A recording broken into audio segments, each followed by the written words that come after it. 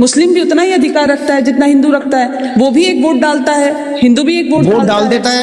Vote डाल देता है इसलिए अतिक्रमण कर लेगा क्या?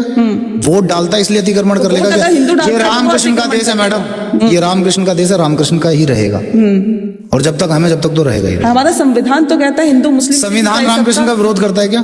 संविधान इस बात का पक्षधर है क्या पब्लिक लैंड पर जाकर मस्जिद बना लो? तो मंदिर संविधान इस बात का पक्षधर। शासन प्रशासन क्या करता है फिर?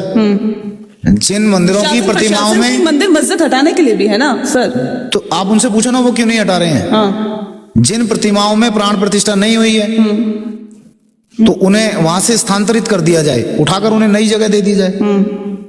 इस बात में मेरा कोई विरोध नहीं है। कोई मंदिर अगर देश के विकास में बाधक है तो उसको दूसरी नई जगह दे दी जाए और विधिवत पूजन करके फिर से उसका निर्माण कार्य करा दिया जाए।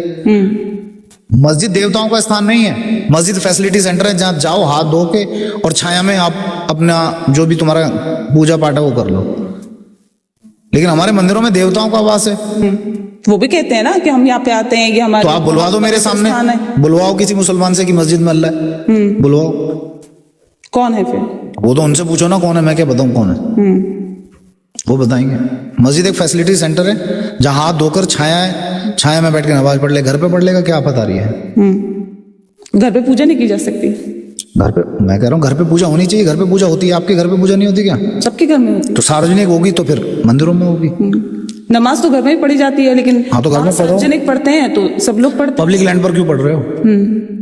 नहीं, आप कह रहे हैं कि मंदिर अगर पब्लिक लैंड पे बना हुआ है, अवैध स्ट्रक्चर खड़ा है मंदिर का, तो अब वो अवैध नहीं है। मैंने ऐसे कब कहा अवैध नहीं है? मैंने कहा जिन मूर्तियों में प्राण प्रतिष्ठा हो गई है वो तो वहीं रहेंगे, और जिनमें नहीं हुई है उन्हें हमारा समाज आप कहेंगे तो हटा भी लेगा, कोई विद्रोह भी नहीं करेगा। और वो ना बने ये जिम्मेदारी एसडीएम की, एरिया के डीएम की है, प्रीत सरोई की नहीं है, वहां के अधिकारियों की है।